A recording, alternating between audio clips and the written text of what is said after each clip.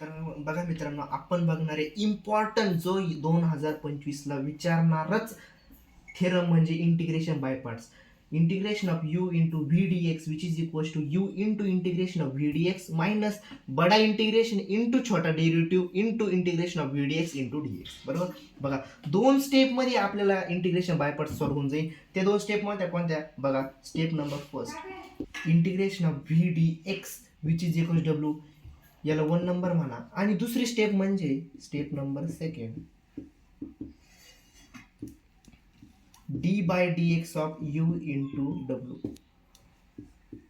हे दोन जर माहीत असले ना, बास पूर्ण इंटिग्रेशन बाय पार्ट्स तुम्हाला 2 मिनिटात येऊन जाईल आणि 2 सेकंदात काही वेळेस पण येऊन जाईल जर तुम्हाला जर फास्ट जमलं तर. बघा काय माहिती, कन्सिडर म्हणा, कन्सिडर पहिली स्टेप कन्सिडर करा. काय होईल? Integration of V D x which is equals to डब्ल्यू. याला इक्वेशन नंबर 1 म्हटलेलंच आहे, काय अडचण नाही. ठीक आहे. बघा, आता इंटिग्रेशन आहे, डेरिव्हेटिव्ह जर अप्लाय केलं तर इंटिग्रेशन काय होऊन जाईल? कॅन्सल होऊन जाईल. म्हणजे काय राहील? फक्त v which is equals to d डब्ल्यू बाय डी एक्स. राईट. आता स्टेप नंबर, ही पहिली स्टेप आपण इथं वापरली. नंतर आपण वापरूया स्टेप नंबर सेकंड. म्हणजे लिहायचं नाही, फक्त माहीत पाहिजे. काय होईल? D by d x of you into डब्ल्यू. काय होईल? डेरिव्हेटिव्ह यू इंटू व्हीचा म्हणजे प्रोडक्ट रूल वापरायचा. काय असतो?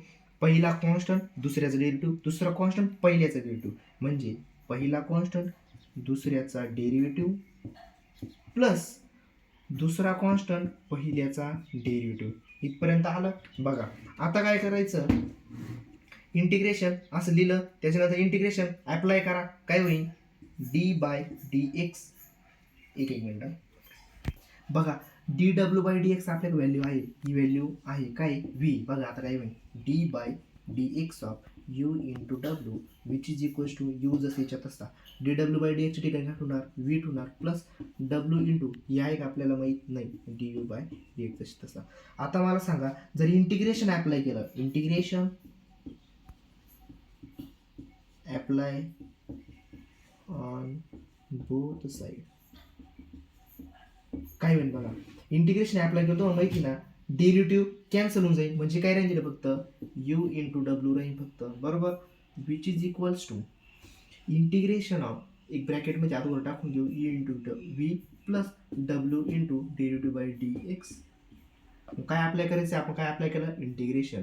म्हणजे इथं काही शेवट डी एक्स येऊन जाईल. आता बघा, हा यू इंटू डब्ल्यू जसे याच्यात तसा इंटिग्रेशन मध्ये न्या. काय होईल? Integration of you into v of D x plus integration of डब्ल्यू into derivative by d x into D x आणि मग ब्रॅकेटचा डी एक्स. बरोबर इथपर्यंत? ठीक आहे. आता बघा,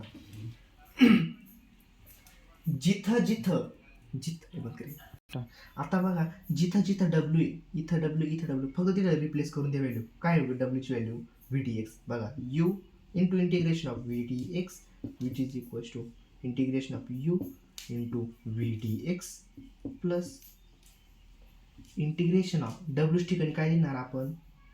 integration of V D x into D by D U of D x into D x of बडा डी एक्स. बरोबर आहे. आता फक्त डेरिव्हेशन झालेलं आहे. बघा, काय करायचं? फक्त टर्म्स रिअरेंज करा. ही आधी लिहायची, ही त्याच्यानंतर लिहायची, संपला विषय. बघा, इंटिग्रेशन ऑफ यू इंटू, थांबा 1 मिनिट ये ना, चल ठीक आहे, काय लिहून टाकू, integration of you into V D x which is equals to, ही इथं लिहा, इंटिग्रेशन ऑफ यू इंटू, मित्रांनो या असं होतं, इंटिग्रेशन ऑफ दस ही टर्म इथं लिहायची आहे. बघा, इंटिग्रेशन ऑफ ही टर्म इथं लिहून टाकायची. काय होईल? Integration of V D x into d u by d x into D x.